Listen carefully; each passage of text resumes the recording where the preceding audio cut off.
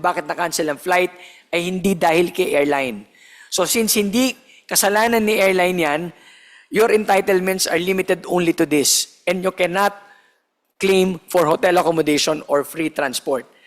You will be fed if you are in the airport, pero you cannot force the airline to provide you or to give you hotel accommodation.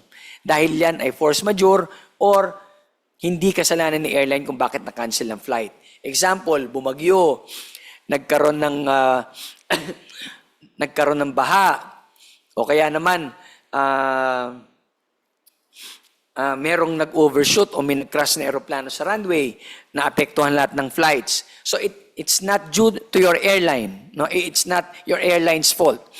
So hindi mo sila pwedeng i-require na magbigay ng hotel accommodation or bigyan ka ng free transportation. Although, in some instances, sobrang bait ng airline, kahit nasabihin natin force majeure o hindi nila kasalanan, pinag-hotel kayo. Nangyayari naman po yun. Pero syempre, it's not an obligation on their part. So you cannot force them. Sige, next slide. Okay, eto naman. Naka-receive kayo ng notice of cancellation, 7 calendar days or less, at hindi dahil force majeure. Okay? Hindi dahil force majeure. Ipagpapalagay natin na ito ay kasalanan ni airline, kaya na-cancel ang flight. So ito po yung mga entitlements. Okay? Pakainin ka kung nasa airport ka na. Paano kung halimbawa wala ka naman sa airport? Dapat ka bang pakainin? Hindi po. Ito po ay entitlement lang ng mga pasahero na doon na nalaman na cancel ang flight nila, nasa airport na sila. Okay? Hotel accommodation and transportation from the airport to the hotel, again, this is available only if you are already at the airport. Paano pag wala ka pa sa airport? Nasa bahay, nasa probinsya mo pa ikaw, nasa bahay ka pa. Pwede mo bang i-avail yung hotel accommodation? Hindi po. Dahil unang-una, yung inconvenience mo, hindi katulad na inconvenience ng taong nasa airport na. Kumbaga, alam mo yung feeling of security na, saan ako niya, paano ako matutulog? Nandito ako sa airport. Kung nasa bahay mo ikaw, bahay mo yun, may matutulugan ka, more or less secured ka doon. No? Yung mga pasaherong nasa airport na, at lalo na kung nakatira sa malalayong lugar, nandun yung nandun yung anxiety na saan ako matutulog, paano ako kakain. So, this should be provided by the airline because the cancellation is their fault. No? Okay. So, apart from the hotel accommodation and transportation from the airport to the hotel, pwedeng, dapat payagan ka ni airline na mag-refund, mag-rebook ng walang gagastusin. Walang dagdag na kahit na walang fare difference kasi kasalanan nila. Okay? Or, pwede ka magpa-endorse sa ibang airline or sa ibang modes of transport. Doon po sa lumang APBR, wala pong ganitong rule, walang ganitong provision. Dati, pwede ka lang i-endorse sa ibang airline. Ngayon po, pwede kang i-endorse kahit sa hindi airline. Kung feeling mo makakarating ka sa destination mo via shuttle, via bus or taxi, o kaya by ferry o barko, pwedeng dun ka magpa-endorse kay airline. Okay? Hindi ka pwedeng pilitin ni airline, no? Na doon ka pa sakayin. Kailangan ikaw may gusto. Okay? So, pwede kang i-endorse ni airline sa ibang modes of transport para makarating ka sa pupuntahan mo. Not necessarily sa isang airline din. Okay? Yun ang bagong rule po. Wala kang babayaran na kahit magkano. Kung sakali man na ikaw ay i-endorse sa ibang mode of transport. And more so, kung i-endorse ka sa ibang airline, wala kang ibang babayaran. Okay? O kaya naman, tatandaan po natin na yung sinasabi ko, from refund, no? From refund, rebooking, endorsement, these are entitlements to be exercised in the alternative. Hindi mo pwedeng i-claim yan na sabay-sabay. Mamimili ka lang. Okay? Ngayon, kung ayaw mo magpa-endorse, hindi po pwedeng endorsement, pwedeng bumili ng ticket si airline para dun sa pasahero. Okay?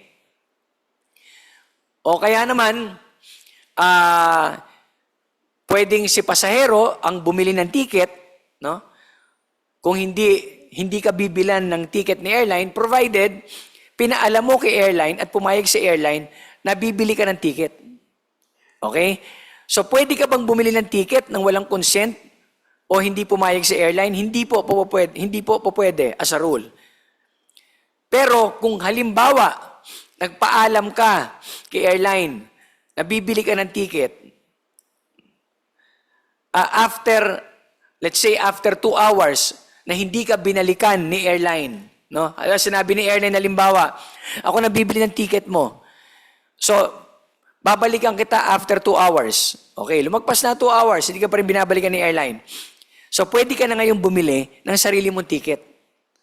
At ipapaalam mo sa kanya na dahil lumagpas ka na sa sinasabi mong oras, na babalikan mo ako, hindi mo pa rin ako binibili ng ticket, pwede ka nang bumili ng sarili mong ticket.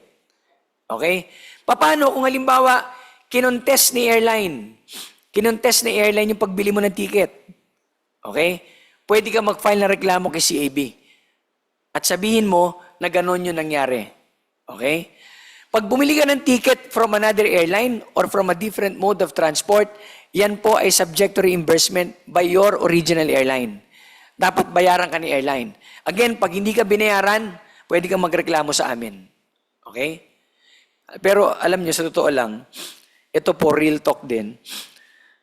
Nung nag-lecture po ako sa mga consumer groups, sa mga airlines din, sabi ko, kung ako yung pasahero at alam ko ang APBR, hindi ako tanga para ako ang bumili ng ticket. Hayaan ko si airline na bumili ng ticket para sa akin. Kasi may mga pasahero ang katwiran sige ako na lang ang bibili. Paano pag ang ticket mo piece of fare? O kaya 100 pesos lang? Saka makakita ng isa pang airline na may promo ng ganun. Di ba? So bakit ko kukonsumin na sarili ko maghanap ng ganun kababang ticket? So, magpapabili ako ng ticket kay airline. Hindi ako magbibida-bida at akong bibili ng ticket. Di ba? Resort to other modes of to the other entitlements. Magpa-endorse ka, wala kang gagasusin. Hindi ka maghahanap ng ibang airline. O kaya sila pabili mo ng ticket. Pero nonetheless, nilagay natin tong option na ito kasi sabi ng mga consumer group, sige, ilagay pa rin natin yan para may option si pasahero. O di sige. Pero kung ako masusunod, hindi ko gagawin yan. Hindi ko kukonsumin na sarili kong bumili ng ticket na katulad ng ticket na binili ko doon sa original airline ko. Masakit po sa ulo yun. Hindi rin practical. So instead, I will ask the airline to buy the ticket for me or endorse me to another airline. Okay. Sige, next slide. Okay. So that's cancellation. Sa delay na po tayo ngayon. Medyo mabilis lang po tayo kasi alam ko parang 2 hours lang yung allotted sa atin. Pero kung gusto nyo po na medyo mahaba-haba, pwede ko kami magbigay ng special lecture para sa inyo. Okay. So, terminal delay, under the old rule, ang compensable time of delay natin, 3 hours. Ngayon po, 2 hours na lang. Pinaiksi na po natin. Okay? So, nabawasan na rin po ng entitlements kasi pinaiksi na po natin Nung mahaba pa po ang ating compensable time of delay, in 3 hours, marami po tayong entitlement sa binigay kasi matagal. Pero ngayon, pinaiksi na po natin. So wala na po tayong refund, rebook, or endorsement to another airline. Ito na lang po ang entitlements natin sa delay na at least 2 hours. Sufficient refreshment or meals, free phone calls, text and internet access, and first aid if necessary. Okay. So, under the old rule, may tinatawag tayong extraordinary delay. So, sa old rule, 6 hours para maging extraordinary delay. Ngayon po, pinaiksi natin, ginawa na lang nating 4 hours. Okay? So, pag ang delay ay 4 hours at kasalanan niyan ni airline, okay? Pwedeng i-treat ni pasahero, i-consider ni pasahero, ito na cancellation na. For purposes of availing the entitlements under cancellation due to airline's fault. Kung napansin nyo po kanina, ang cancellation due to airline's fault, napakarami ng entitlements. Diba? Sobrang favorable kay pasahero. So kung ang delay ay umabot na ng 4 hours, okay? And it's attributable to the airline, pwede nyo na hong sabihin kay airline na hindi na ako lilipad. Okay? And that will be treated as cancellation due to airline's fault. Okay? Pero balikan lang po natin yung yung una. Tatandaan po natin, ang delay, kasalanan man o hindi ni airline, basta umabot ang delay ng 2 hours, dapat kayong pakainin. Okay? Hindi po issue kung kasalanan ni airline yung delay. Kasalanan ni airline o hindi, ang delay na 2 hours, that's compensable and you should be provided with food. Okay? Going back dun sa extraordinary delay. So, pag ayaw mo nang tumuloy, you can treat it as cancellation due to airline's fault and avail of the entitlements under cancellation due to airline's fault. Ang dami po niyan, yung diniscuss natin kanina. Okay? Ngayon, kung gusto mo pa rin tumuloy sa flight mo, kahit na 4 na oras ka nang naghihintay, ito po yung mga entitlements. Compensation equivalent to at least the value of the sector delayed to be paid in the form of cash or voucher. Okay? Ito pong cash or voucher at the option po to ng airline, hindi po ng pasahero. Okay? Or rather, the right to board the flight if it takes place more than 4 hours after the STD or scheduled time of departure. Okay. Ngayon, sa tarmac delay, yung terminal delay, meaning kayo po ay naghihintay sa loob ng terminal. Pag sinabi po nating tarmac delay, ang paghihintay nyo ay sa loob ng eroplano. Okay?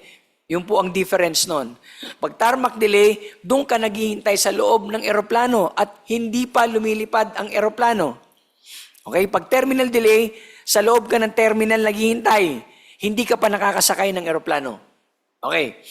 So, if the compensable time for terminal delay is 2 hours, in tarmac delay, compensable time is 3 hours. Okay? 3 hours from closing of doors or upon touchdown. Okay? Yung senaryo ng closing of doors, that's for departing. Okay? Departing flight. Yung senaryo naman ng upon touchdown, that's arrival. Okay? So yun ang difference po, no? Kaya may conjunctive na ora. 3 hours from closing of doors kasi papalipad yung eroplano mo. 3 hours upon touchdown kasi dumating yung eroplano mo pero hindi ka makababa. Okay? Yun po yun. So ano yung mga entitlements mo? Of course, no, the airline should provide adequate food and potable water. Tatandaan po natin, libre po ang paghingi o libre ang tubig sa flight. Okay? Libre ang tubig sa flight. Okay? Satisfactorily working air conditioning, operate lavatory facilities and medical attention if needed. Kung kayo ay gagamit ng lavatory, okay, sa tagal ba naman yan, talaga maiihi ka o matatai ka o kailangan mo magpaganda dahil humulas na yung makeup mo, dapat payagan ka ni airline na i-avail kung ano man ng facilities na available sa loob ng eroplano. Okay? At requirement din po na from time to time, ina-update kayo ng crew. Okay? Kung ano na ang status ng flight ninyo. Kayo ba ay pang-ilan na sa queuing? Lilipad pa ba kayo? Hindi na. Okay? Gaano pa katagal ang ipaghihintay ninyo? Bago kayo lumipad, bago kayo mag-take off. Okay? So, dapat ipinapaalam yan. Okay?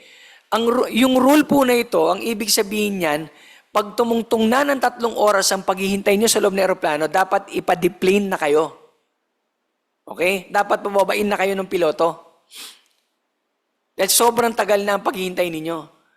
So kung umabot na ng 3 hours, dapat umpisa na kayong pinabababa ng piloto o ng crew. Okay? Ngayon, kung halimbawa nag-decide si piloto, hindi pa umaabot yung 3 oras, pero sige, pababain na namin kayo, mag-disembark na lahat ng pasahero. Wala pong problema. At least mas maaga. Kumbaga, itong 3 hours na ito, maximum lang po ito. Ito lang yung pinakamatagal na pwede mag-stay ang mga pasahero sa loob ng eroplano. Kung hindi pa siya umaalis o hindi pa nagpababa. Pag lumagpas ka sa 3 hours at hindi mo pinababa yung mga pasahero, for no valid reasons, okay, ikaw ay liable for violation. Pero may exceptions to the rule po tayo. Okay? Ito po yung mga exceptions to the rule sa 3rd bullet. Okay? It's not possible or it would disrupt airport operations. Or when the pilot in command receives a notice that the flight can depart within 30 minutes after the 3 hours threshold, pwedeng hindi na pababain. Or due to safety or security reasons, hindi kayo pwedeng bababain. So kahit umabot na ng 3 oras o lumagpas kayo sa 3 oras, in the presence of these exceptions, pwedeng hindi kayo pababain. Halimbawa, 3 oras na nga o lumagpas sa 3 oras, pero may red lightning alert. Okay? Walang violation. Bakit? For safety reason. Hindi kayo dapat bumaba. Otherwise, tatamaan kayo ng kidlat. Okay?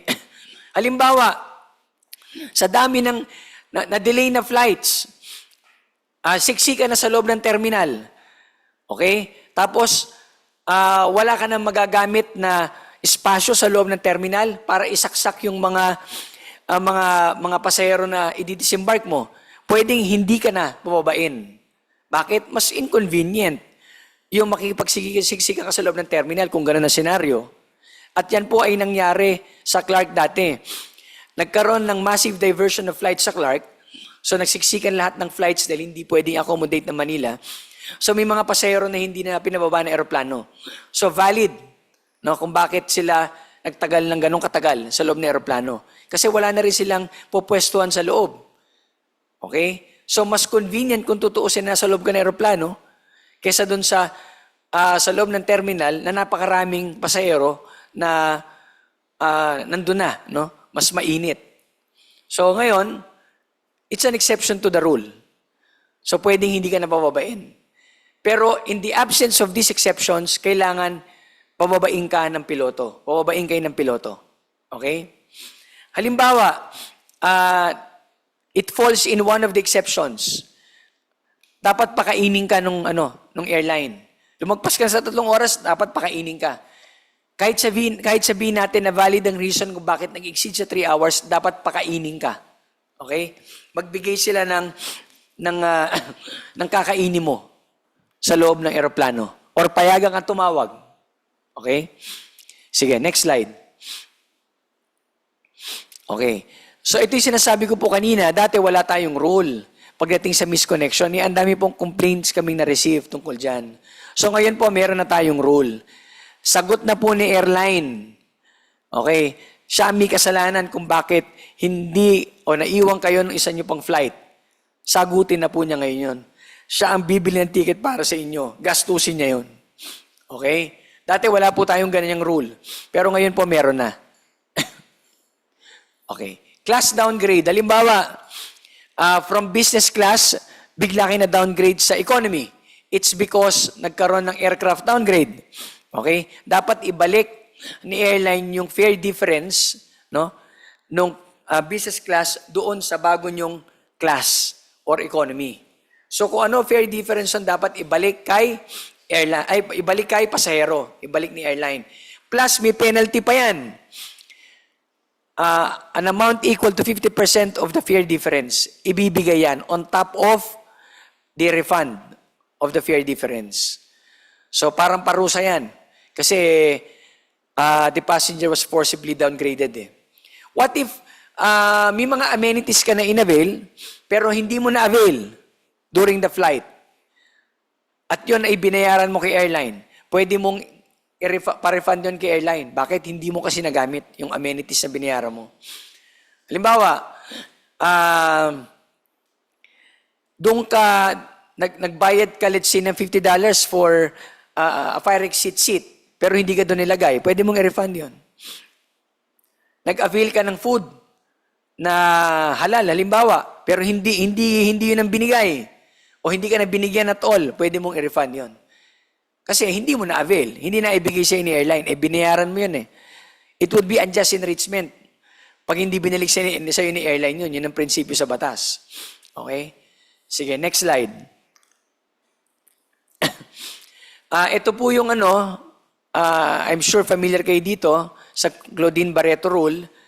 Ang pinagbasihan po natin ay yung kaso ni Claudine Barreto before na in-offload yung kanyang bagahe, hindi niya alam, nandun pala yung mga gamot ng anak niya, so nalaman lang niya pagdating sa Manila, naiwan po yung kanyang bagahe sa Boracay.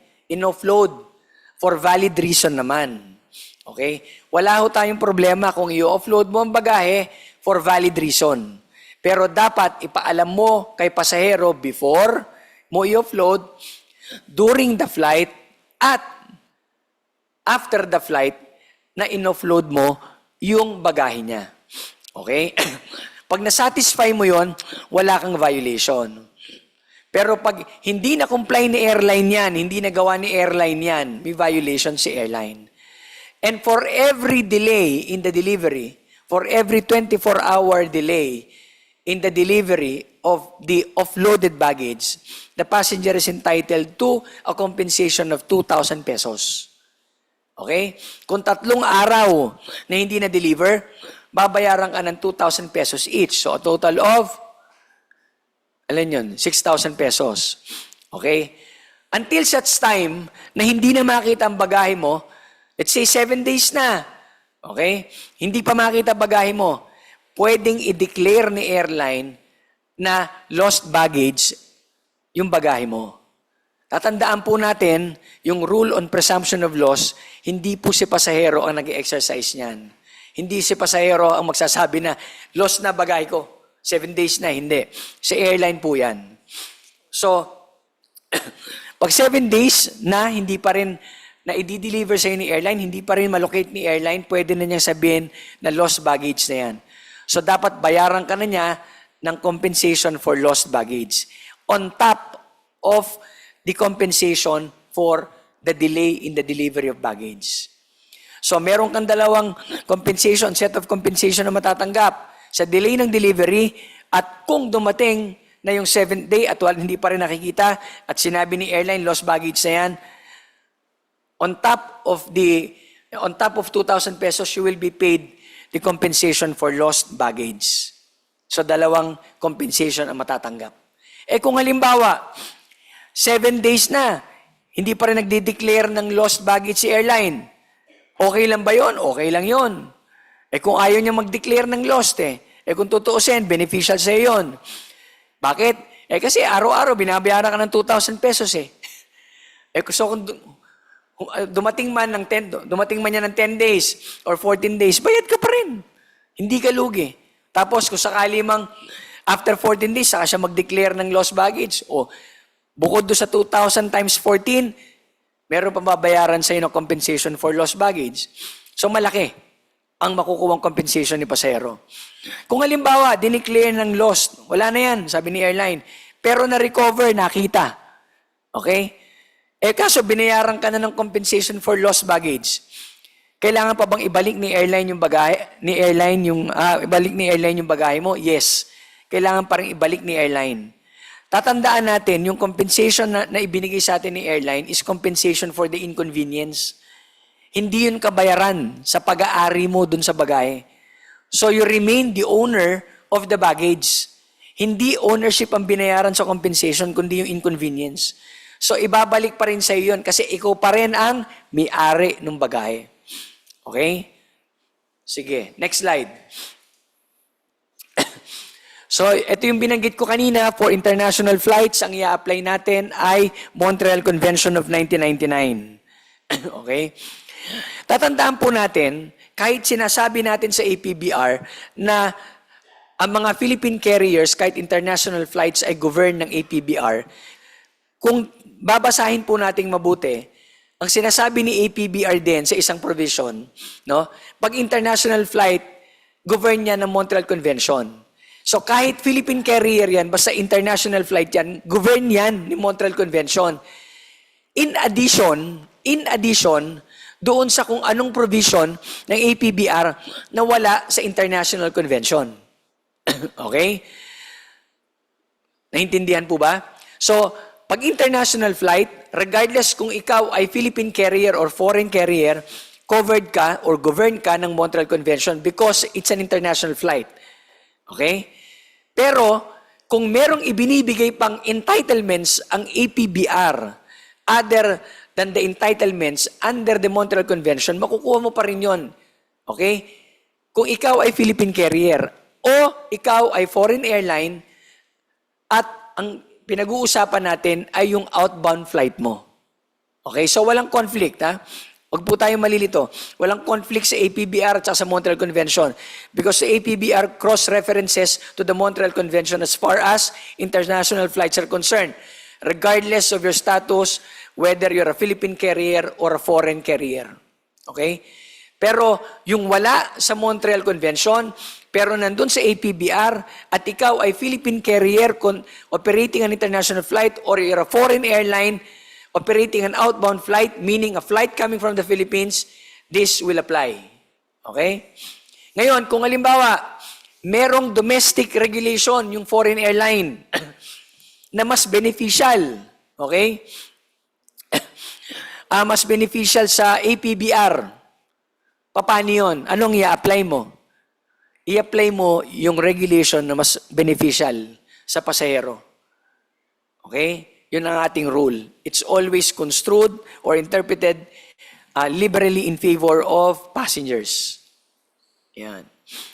Sige. Yung pong yung pong compensation under Montreal Convention, hindi na po namin sinama dito.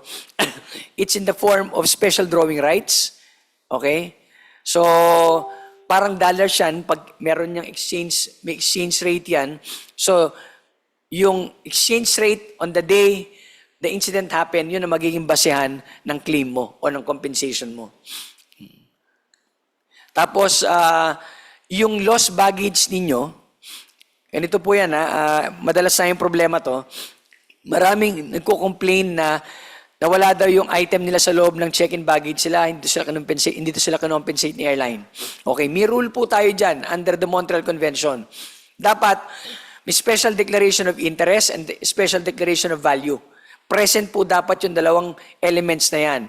Pag sinabi natin special declaration of interest, ipinaalam mo kay airline na mayroong valuable item sa loob ng check-in baggage mo. Okay? At pag pinaalam mo kay airline, dalawa lang naman ang gagawin nung agent tanungin ka o sabihan ka na i-hand carry nyo na lang po kung pwedeng i-hand carry para hindi mawala, para hindi masira. Or sige, kung ipipilit ni pasahero na i-check-in yan, magbabayad kayo ng premium. Parang insurance yun. For indemnity to any damage or loss that you may suffer.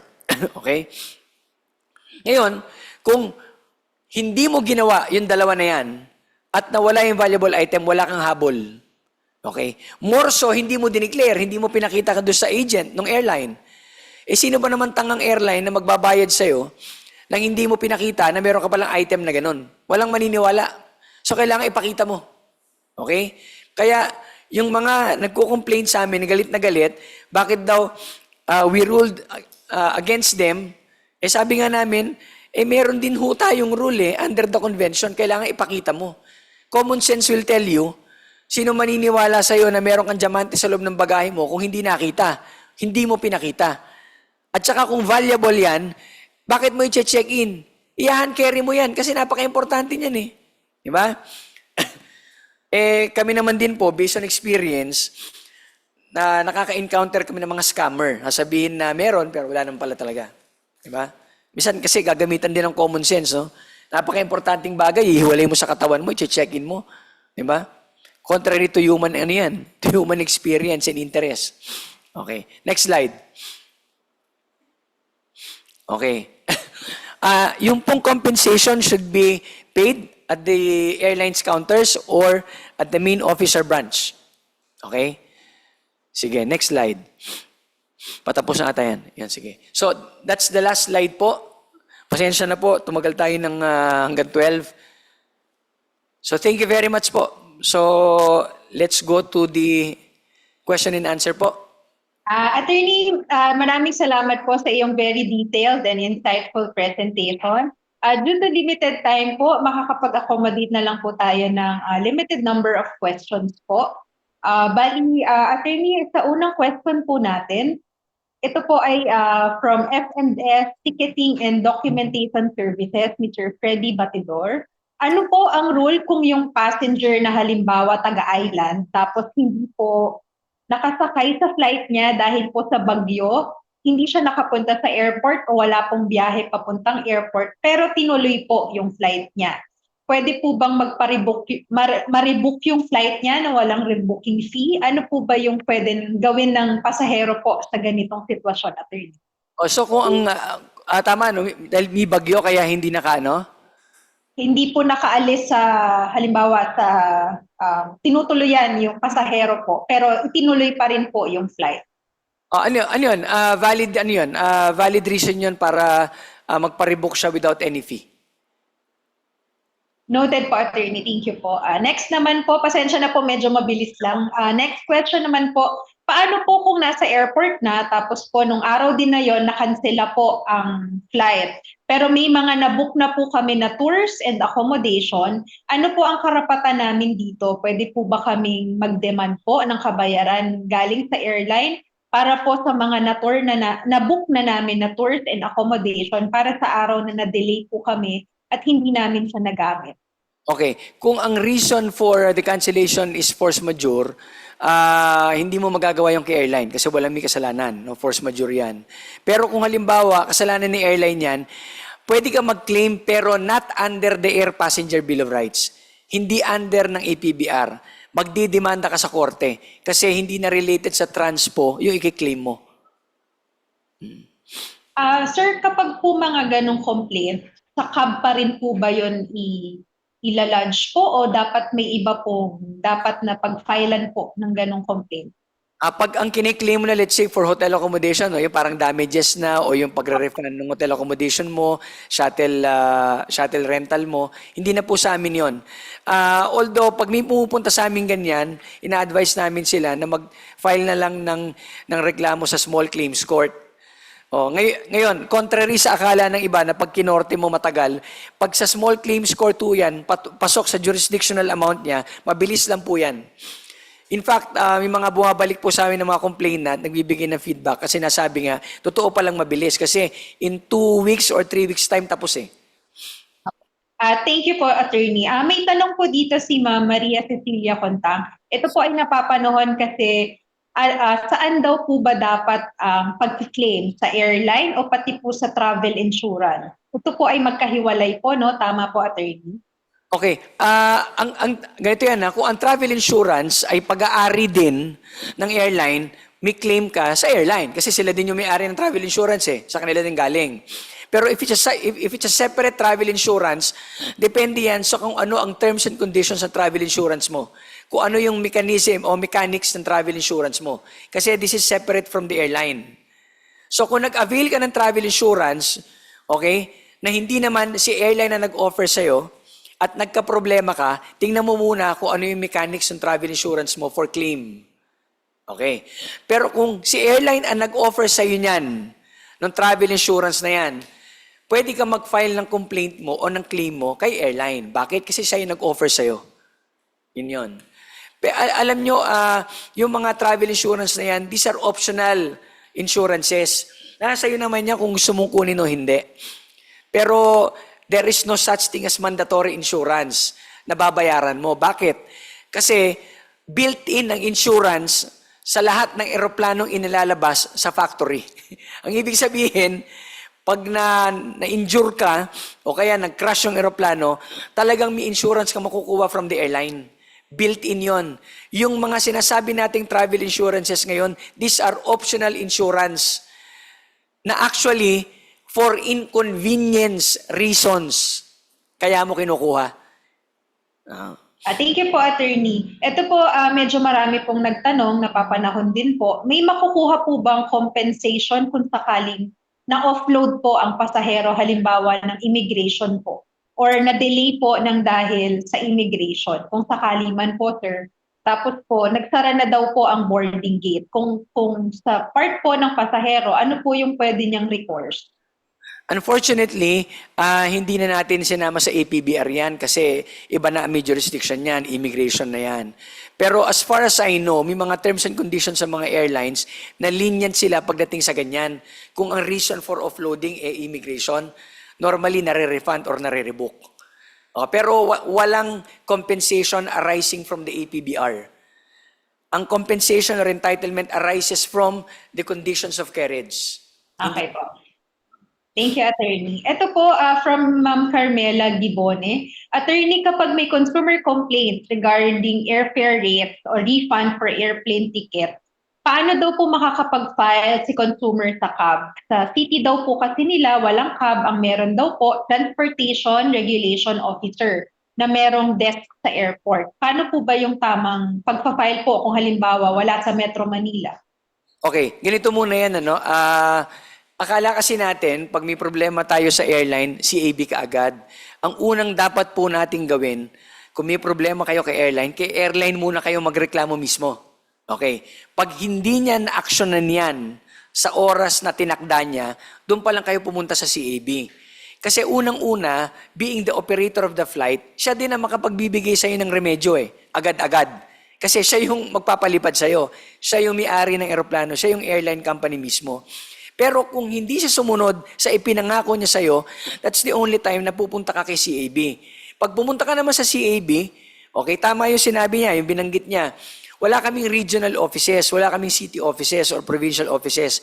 Pero we have people, no, inside the airport. Meron kami dong desk. So pwedeng dun siya mag-file ng complaint sa CAB. Ngayon, pwede namang hindi complaint agad-agad, no? Pwedeng humingi lang siya ng assistance sa mga tao namin. In other words, kung ano yung mas mabilis na pwedeng gawin, yun ang itutulong sa kanya ng mga tao namin sa airport. Yung mga tinatawag naming passenger rights action officers. Passenger Rights Action Officer. Thank you po, Attorney. Ito po, halimbawa, meron po bang, kumbaga, expiration date o deadline bago dapat na filean mo na ng complaint yung insidente? Halimbawa, Attorney, nangyari siya ngayon. Meron po bang deadline kung kailan lang ako dapat mag-file na dapat ng complaint? Okay, magandang question yan. Pag ang pinagbasihan natin, Air Passenger Bill of Rights, wala ho tayong binibigay na prescriptive period. Okay? Pero pag pinag-usapan natin ay international flight at Montreal Convention, meron. Pag ang flight mo ay domestic, wala tayong prescriptive period. Unless it falls in one of those cases under the civil law, under the civil code, na may prescriptive period. Pero pag wala, APBR per se, wala. CAB per se, wala. Pero if there are other civil laws na nagpe-prescribe ng period, kasi related naman yon dun sa kaso mo, especially that an airline is a common carrier, masusunod yon. Yun ang dapat mong sundin. Ngayon, pag international flight, no? Actually, hindi naman din covered ito ng ibang civil laws. No? Pag international flight, it's the international convention that will apply. Meron yon. Halimbawa, nasira ang bagahe mo. Okay? Kailangan, within 7 days from discovery, dapat ma-report mo kay airline yan. Pag lumagpas, wala kang makiklaim kay airline kahit magdemanda ka sa korte. Okay? Nakapag-file ka ng complaint kay airline, kailangan within 2 years, maidemanda mo siya. Otherwise, pag nag-lapse yung 2 years, hindi ka na pwedeng magdemanda sa kanya. May mga ganon. Thank you po, Attorney. Pero meron po ba tayong halimbawa rules po sa acceptable time of resolution? Halimbawa po, duminig na po, sinubukan na po kausapin si airline. Meron po bang halimbawa after 7 days, kung 7 days, tsaka na lang po mag-cut? May ganun po ba, Attorney? Let's say kung binigay sa'yo ni airline 7 days pero wala siyang ginawa 7 days, magpa-file siya ng complaint, pwede na siya mag-file ng complaint sa amin o sa korte. Tapos kami naman, pag na-receive namin yung complaint mo, ang susundin natin kung ano yung requirements ng ARTA pagdating sa case resolution, which is actually 20 days for maximum of 20 days unless for justifiable reason, mai-extend yung 20 days na yon. Okay po. Attorney, maraming salamat po sa pagsagot sa lahat ng tanong. Pasensya na po sa ating participant. Medyo nag-overtime na nga din po tayo. Maraming salamat po to Attorney Perlu Samodio. Thank you very much po. We hope marami pong natutunan ang ating participants. Before we close this session po, short message lang po, Attorney Virlu, or contact details po ng CAB kung sakali pong may gusto pong isangguni ang ating participant. Okay, ayoko na pong magtunog na sirang plaka. Malagi ko sinasabi sa mga pasahero, if there are consumer groups here, I think the objective of having webinars like this and the CAB going around the country, no, to lecture about the APBR is to educate people, no, to educate passengers of their rights as a passenger, of course, at kung ano pa yung dapat nilang gawin bilang pasahero. So it's not just about rights, no, but kung ano yung responsibilidad mo din bilang pasahero. Matagal ko nang pinapangarap na sana maging kasing mature tayo ng mga Hapon pagdating sa travel, no? Kasi sila pinaka-mature na pasahero sa mundo pagdating sa travel. So sana makarating tayo sa level na 'yon. Kasi kung tayo ay may alam sa kung ano yung mga karapatan natin, yung mga rules natin, kung tayo ay nagbabasa, inaalam natin kung ano yung mga terms and conditions ng binibili natin ticket, at kung tayo ay kahit na paano, no, ina-analyze natin yung ating itinerary, kung ano yung gagawin natin, wala tayong magiging problema. Walang problema for the passenger, wala din problema for the government, wala din problema for the airline, mas maganda. So mas marami tayong magagawa at magiging maayos yung ating industriya. Now for complaints, we have in our website, we have a total of 33 numbers na matatawagan ninyo, at yung mga numbers na yun are actually located in the airport, no? Masasagot nila sakto kung anong concern ninyo, kung anong kailangan nyo, kasi nandun mismo sila sa airport na kung saan nandun yung number na yon. For example, may number kami sa Boracay, ang may hawak nun yung tao namin sa Katiglan Airport, sa Boracay Airport. So, very specific ang concern mo, malalaman mo yon. So, nandun po yung sa website namin, makikita ninyo yung mga numbers na yon, naka-indicate din kung saang airport yan. So, kung kayo ay taga Virac, may concern kayo sa flight nyo sa Virac, pwede nyo tawagan yung number na yan. Ito po, it's flashed on your screen.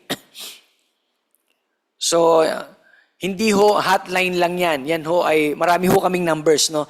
Apart from the official number, which is 16566. So, in support of that hotline, we have these numbers para hindi ho masabi na hindi nyo kami makontak. Makukontak ho nyo kami sa dami ng number na yan. So, yun lang po. Thank you very much po. Thank you so much po, Attorney. Huling tanong na po, para lang po ma-remind yung ating consumers, kailan po ang effectivity date ng bago pong policy, Attorney? Nag-take effect na po siya noong April 27. April 27. Yes. Ayun. So, lahat po ng aming mga nire-resolve na complaints after April 27 ay nire-resolve na po namin based on the amendments of the APBR.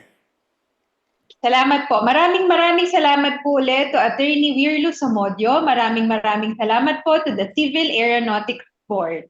Before we close this session po, we would like to invite everyone po na tumutok sa Consumer at iba pa tuwing Sabado alas 8:30 ng umaga sa Super Radio DZBB, WBTV sa GTV at Consumer at iba pa Facebook live stream.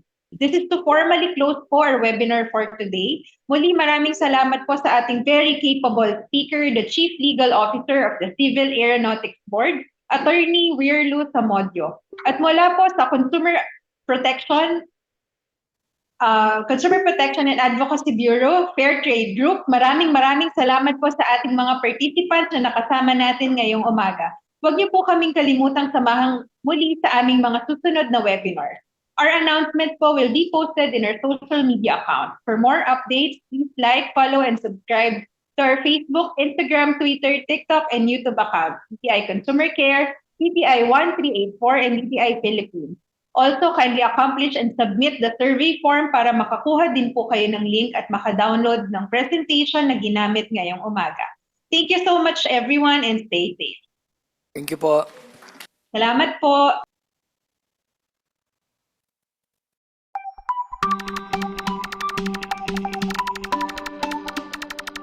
Para sa ating mamamayang Pilipino, para iwas daya dapat wais at alisto. Mainam maging mapagmatsyag at mapanuri tayo, palak Mga consumer, dapat tama bawat presyo at serbisyo. Produktong pasado, lalo ang mga pangunahing bilihin. Ang kalidad ng mga produkto at serbisyo ay pangalagaan ng lahat, tayo ay panalo. Layunin ng DTI ito. Ipatupad Price Act 7581, Consumer Act 7394, Product Standards 4109, for consumer care at iba pa, tayang 1384. Ipalaganap karapatan at tungkulin, kaalamang tama sa consumer ibahagi. Tulay sa kaunlaran, kalakalan ay palakasin. Ito ang pagbabago para sa ikabubuti natin. Dapat tapat bawat presyo at serbisyo. Produktong pasado, lalo ang mga pangunahing bilihin. Ang kalidad ng mga produkto at serbisyo ay pangalagaan ng lahat, tayo ay panalo. Layunin ng DTI ito. Ipatupad Price Act 7581, Consumer Act 7394, Product Standards 4109, for consumer care at iba pa, tayang 1384. Dapat tama, dapat tapat, mula sa DTI ito.